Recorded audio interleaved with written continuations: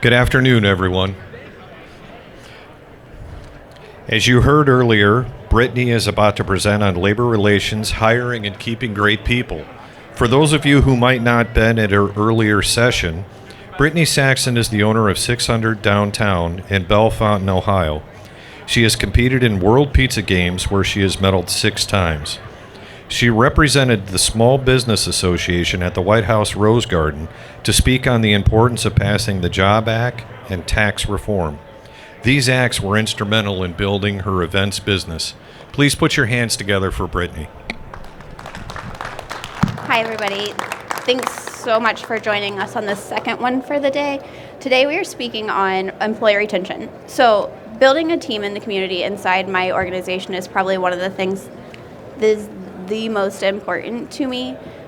Most of my employees that have been employed with me have been with me for at least 10 years. So they've grown up with me from the time I was an employee for Michael up until through ownership and to today. I think that one of the biggest things that if you look at labor reports, exit interviews, anything like that, one of the biggest reasons why employees leave their job is not always number one pay, it's culture. So one of the things that I have really been focusing on in the last 3 to 4 years of employment and being owner of 600 is building our team culture. It is so important to me that every single one of my employees feel like they have my voice, my presence, and my attention anytime they walk into my store, no matter whether their problem is work-related or home-based, because home-based problems will always affect the culture that they deliver when they come into your establishment. So no matter what is going on in your life, it matters. I always believe in being available to them anytime that they need to talk to me. They have my phone number.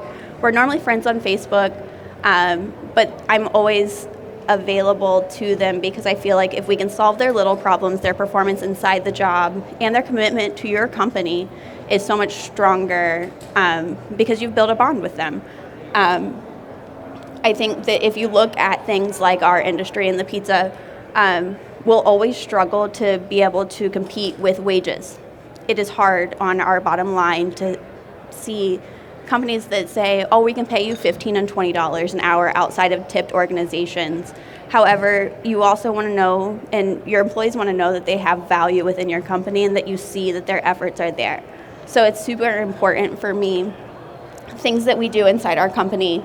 Instead of doing raise-based programs, we do incentive-based programs. So if you're an outstanding performer in my company, I have no problem with writing a personal thank you card and giving out a gift card to a local business. We do massages with our local massage therapist. Like, we'll send you gas cards to get to work. Like, I want to take that off of your payroll. If that is something that you're worried about every 2 weeks is how you're going to get to work, let me give you a gas card so that's not the problem that we're facing. We also do bonuses just like any other company. If we feel like we're in a good segment of the year, and if you were part of my earlier one, I talked about forecasting. So I like looking ahead in 6 months. Like, what are we going to look like in 6 months to give these raises? Is it going to be feasible? Is it going to be possible? Do we need to look at menu increases to give raises? And if those are all things that are outside of the what can we do, I'll give bonuses. So we'll look at our high performers and we kind of break it out if it's management team, how many years you've been with our company, or is there other things that you've been doing that's outside of your actual job description. If you're going above and beyond for me, I see you and I will always try to be there to make sure you're doing great. I think that having a great leadership inside your organization is another thing where you're going to build that culture. If your leadership team is drilling holes in the boat, your under team will leave faster due to bad management rather than bad job. Do you have a question, sweetheart? You're my favorite. I hope you know that.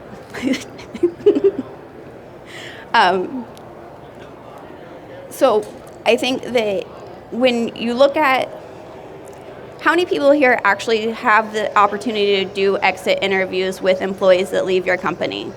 Did any of you, because I read this, like I was doing this and I'm like, it'd be funny if our employees actually told us that they weren't returning to work ever. Like, I wish we had the opportunity to do exit. But every time that an employee leaves your company, I sit down and think about how we could have done better. Could there have been better training? Could there have been better communication? And it's something that we focus a lot on in our manager team meetings that we have once a month is what is a recruitment base? Where are we missing things like that? So right now, we are blessed to have a vocational school in our community that has culinary programs. So now we get to sit on the advisory panel where we can help with the Pro Start community and try to recruit that way. But what are recruiting efforts that are happening inside of your organization with culture? What we see is a lot of your employees recruit employees if they enjoy working where they work, especially with your high schoolers who haven't been burnt by their friends who were bad employees and they'll vouch for their friends. They're bringing in high schoolers to help us too. So, I mean, I look at all of these avenues on how we're recruiting, but how do we retain? And I feel like that is a huge part because you're wasting so much time and energy in the training that you're doing with these new hires. It's not worth it if they don't come to work in 2 weeks. You just have to restart that process. So our goal is to give individualized time with the new hires. Right now what we're focusing on is you get a person. That's your onboarding person. They're going to do the paperwork with you. They're going to do the training with you, and they're going to be able to ask questions. And we also allow our new hires to help with training as well to reiterate performance. Like they know what they're doing if they can explain it to somebody else. But I think that what's super important as we look at the changing of the workforce is that the mindset of your employees has changed.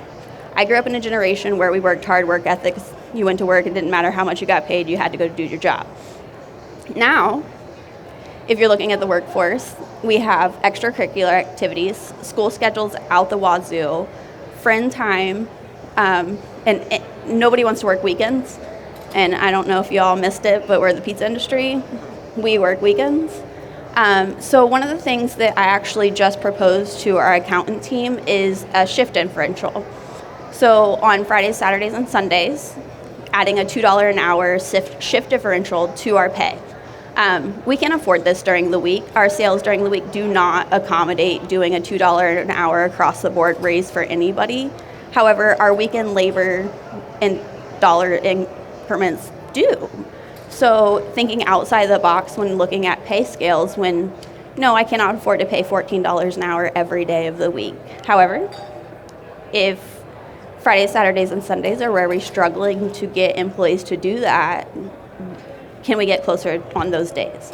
So something we're looking at is doing that, shift differential, and seeing how that works for us in our labor dollars and how they go back and forth. But it's really thinking outside the box. Like, it's not just raises anymore that they care about, it's culture. It's not really much overtime they can get, it's how much time off they can get. So what we do is actually double hire part-time employees. So we have the flexibility to work. Instead of trying to give everybody full-time hours, we have 15 part-time employees that work 3 days a week. And as long as their 3 days a week aren't the same as somebody else's 3 days a week, we now have the 6 days we're open staff. So it's just over hiring the positions that we need to ensure that we can still do the request off that we do. Another thing that we're looking at is because, I'm sitting up here telling you that I have all this information on staffing and retention, but we're struggling in the same boat everybody else is. So, just being honest with yourself in operations, come January, minimum wage in Ohio goes to $10.10 an hour. That is scary to the bottom line of most pizzerias today. That's a really high pay from where I started at $5.15 when I was 16. So thinking that we're starting now at 10 is insane to me. Do you need to be open 7 days a week in your pizzeria? We are open 6, but if the labor market keeps on going the way it is, do you close down that other day? And one of the battles that I have in my head is like, okay, so we're open 5 days a week. Now everybody has to work every single one of those 5 days to be able to get their 40 hours a week. Does that work for everybody to have Monday, Tuesday off?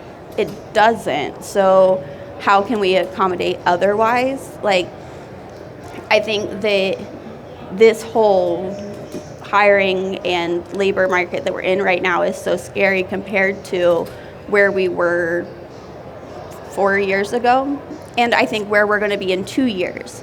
I think where we have to get smart as employers moving forward is if we go through hard times as we're going through now, when it breaks and the system falls, we are going to have broken employees coming back into the workforce looking for whatever job that is available to them. And it's not going to be the same culture that we want to see in our organization because we're going to have broken mentalities. These people are going to be struggling at home. Their personalities are not going to be the same as they were, and we're going to struggle having a good culture inside our workplace. So we're really trying to stay ahead of that curve and just kind of keep people employed. I think that, sorry, my phone just lit up something crazy. I want to say that it's easy to say that everybody has the perfect culture in their business, and it's easy to say that, okay, so one of the other things that we do is do off-site programs. So we go axe throwing, we go putt-putting, we go bowling, and we do a whole bunch of fun things with our team to build that team morale. I literally just found out I'm good at axe throwing. So if you have axe throwing in your community, take your team. I beat everybody, including Dalton. I won the free shirt. So, but I think it's super important that you're building that culture within your team. I think that fixes a lot of things over pay because they are enjoying coming to work and they're enjoying their time with you. I think that's the biggest culture shock for our brains that we need to realize is that employees are not looking for the same things they were looking for before in a job. They want to have fun at work and they want to have flexibility within that. So our companies have to become fluid in that method to kind of appease people to want to actually do this job. Any questions? Yes, sir. Hang on, he's coming with the mic. I did this earlier wrong.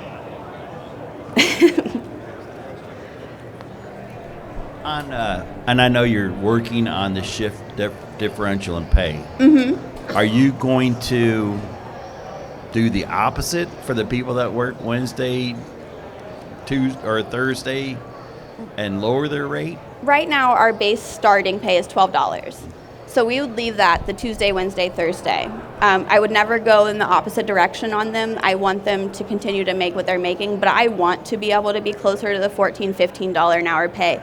In my heart, I think my people are worth that, but in our industry, in the time we are right now, like there's no way to promise that and be able to be as successful as a business as well.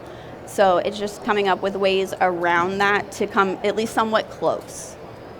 And on the outside activities, do you let them bring their spouses and kids with them, or is it just employees? We do a +1. Yeah, most of our staff is younger, so I think the only one with a plethora of children, but we normally let them bring one person with them.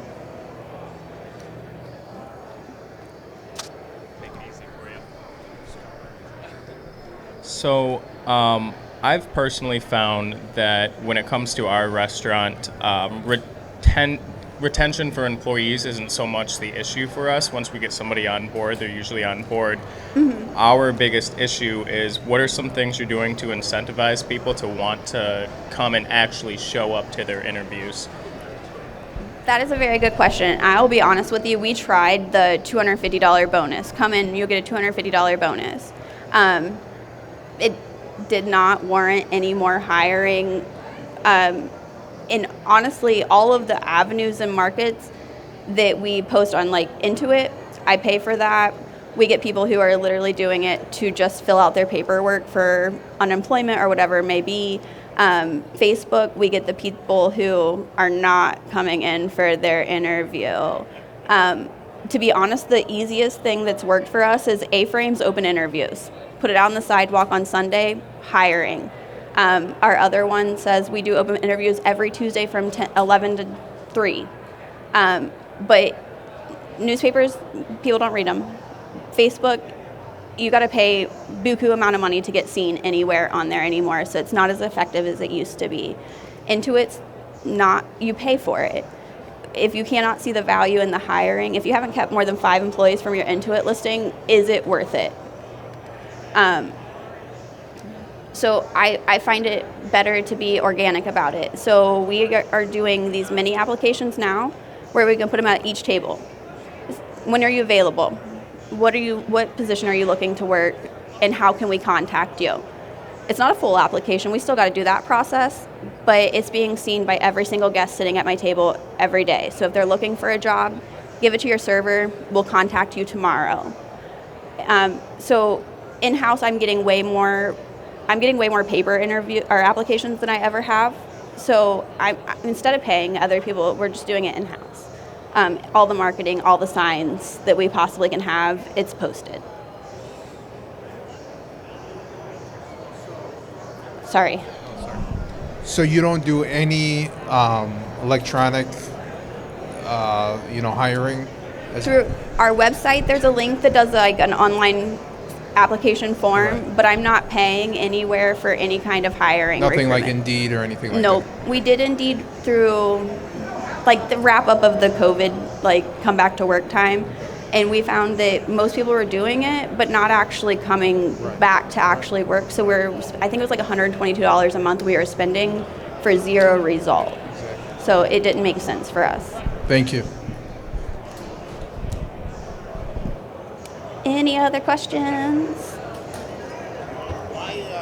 42 years I've been Thank you. I've been in business 42 years. Mm-hmm. Ready to hang myself. Why do we have so many signs? I've never seen this in 42 years. Help wanted. I have to admit that I'm sort of part of this generation. I kind of blame myself. We as parents have started doing everything for our children, and we do not have a workforce anymore. I'm very guilty of it because my kids don't even know how to take their laundry downstairs. However, that's where we're failing right now. We are not forcing our kids to go to work, so our workforce is us now, and we're old. We have a cultural divide right now. I do think, and like I was saying earlier in kind of a morbid way, I think it's going to shift, but for all the wrong reasons, and I don't think our workforce is going to be strong coming out of that, just because there's so much pressures going on in the home life that's going to change that curve. Like our influencers are going to have to go back to work. Like things are going to change, I think, economically, that's going to force people back into our work industry, but not in a positive light. So I don't think we're going to enjoy working with our neighbor, is what I'm afraid of. You're welcome. Anybody else have any questions? I think the shift of the workforce will happen honestly within the next 6 months to a year. Anybody else have any questions?